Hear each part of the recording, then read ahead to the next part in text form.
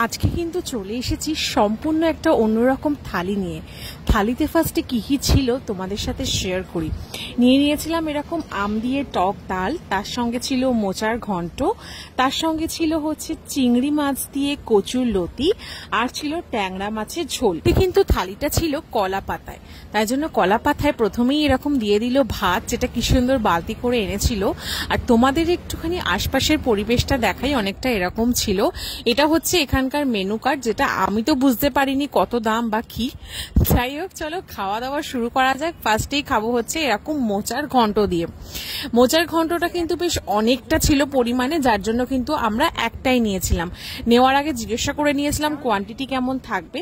আর আমাদের তেমন একটা খুব খিদে ছিল না, বিকজ গরম অনেক ছিল, জাস্ট খাওয়ার জন্য। তাই জন্য আমরা একটা থালি নিয়ে দুজনে শেয়ার করে নিয়েছিলাম। মোচা কিন্তু ঠিকঠাকই ছিল, অতটা ভালোও ছিল না। আর এটা ছিল হচ্ছে কচুর লতি, তাও হচ্ছে চিংড়ি মাছ দিয়ে। দেখা যাক এটা কেমন। মানে দেখে তো অনেকটা রিচ মনে হচ্ছিল, মানে তেলের পরিমাণটা অনেকটাই বেশি ছিল। আশা করি তোমরাও কালারটা দেখলে বুঝতেই পারছো। অ্যাভারেজ ছিল, মোটামুটি ছিল। আমার কেমন একটা যেন টক টক ফ্লেভার আসছিল, জানি না কেন, আমার তো লাগছিল। আর এটা কিন্তু ছিল মাছের ডিমের বড়া।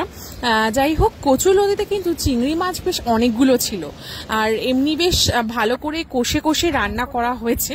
কিন্তু আমার একটু হলেও যেমন নোনতা নোনতা কেমন একটা লাগলো। আর এটা কিন্তু ছিল হচ্ছে টক ডাল, যেটা হচ্ছে আম দিয়ে ডাল। আম দিয়ে ডালের সঙ্গে নিয়েছিলাম এরকম মাছের ডিমের বড়া, যেটা কিন্তু ছিল রুই মাছের ডিমের বড়া। চলো একটুখানি মাছের ডিমের বড়া দিয়ে ডালটা একটুখানি মেখে খেয়ে দেখা যাক। আর যেহেতু এরকম লেবু ছিল, একটু লেবুও চিপে নিয়েছিলাম।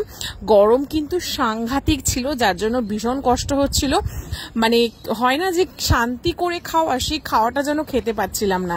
আর এনাদের কিন্তু এখানে কোনো এসি নেই, পুরোটাই নন এসি, যার জন্য প্রচন্ড গরম লাগছিল। তবে হ্যাঁ, খাওয়া দাওয়া কলা পাতায় ছিল, আর রান্না খুব একটা খারাপ ছিল না, মোটামুটি ছিল।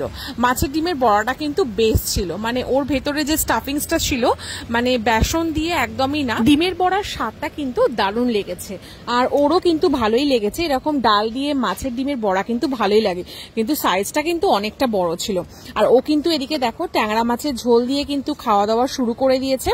মাছটাও বেশ ভালো স্ট্যান্ডার্ড সাইজে। আমরা কিন্তু একটা প্লেটই নিয়েছিলাম, কিন্তু একটা প্লেটের মধ্যে দুটো ট্যাংরা মাছ ছিল, তাই জন্য আমরা দুজনে মিলে শেয়ার করে খাবো।